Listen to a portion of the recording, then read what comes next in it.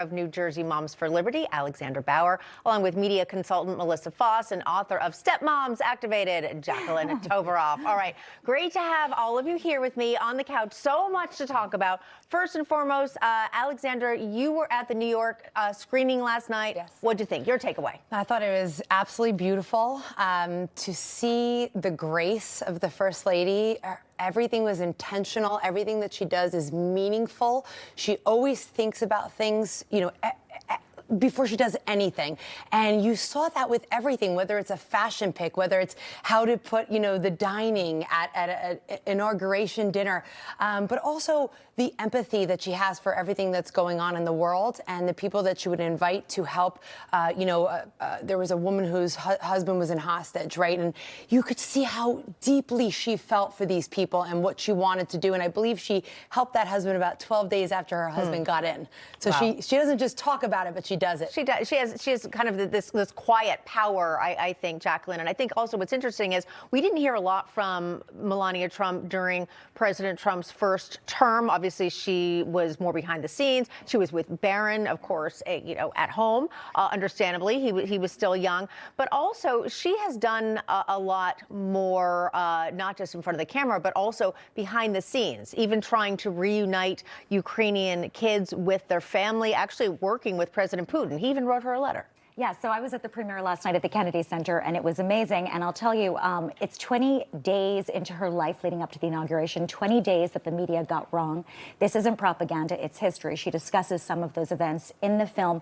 It's worth seeing, and I'll say, after years of woke ugliness, it was so nice seeing something beautifully curated, stylish, and something I would bring my daughter to. It was really inspirational. I think, and a lot to learn, a lot behind the scenes, what is like it's inside history. the White House. Exactly. Melissa, you and I both worked in magazines for a very long time. And Melania Trump was originally on the cover of Vogue when she got married in her wedding dress, but obviously she's been a bit shunned by, I'll say, the fashion magazines, whether it's Vanity Fair or Vogue, where I used to work there. And again, a lot of those magazines very, very pro-Democrat.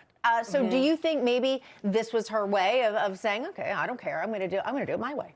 Oh, definitely. I mean, fashion is such a strong language, and the absence of MAGA red on the carpet completely, I think, definitely sent a message that she's reframing her own narrative and, trying to sort of create her own story this time around. I think that's super interesting, actually. I wasn't even thinking of the red of MAGA and the red carpet. That's a really, really good point. The symbolism, again, to your point, Alexandra, every single detail. But I mean, I have to say, having worked at Vogue, I know Anna Wintour, the now former editor-in-chief, she's very political, very involved in politics. She's very, very openly Democrat. And, again, and that's fine. But again, I think the fact that she now is no longer at the helm, maybe some designers might actually say, you know what, we are more comfortable dressing Melania Trump. I know a lot of designers who, obviously she's beautiful, she looks great in pretty much everything, but they were reticent to dress her because of what Anna might say, of course, as really the queen of the fashion industry. But they need to start listening to us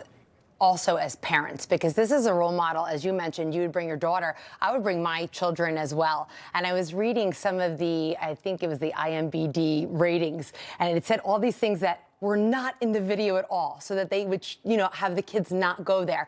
And she's a wonderful role model, and that is who we need in fashion. Not these crop tops and show everything, but have grace, have elegance, and you could be a strong woman, right? Especially women, I feel like that's so important. So I would encourage fashion designers to really, take a cue from her, because she's absolutely beautiful. Well, she does wear clothes very well. Let's put it that way. She was a model or something. Very well. In those heels. Something like oh my goodness. It's not easy. Let me tell you, it's not hours. easy. In the movie, hours walking in. Yes. It's a skill. All right. All right, Jacqueline, Alexandra, and Melissa, thank you so much. We appreciate it. Thank you.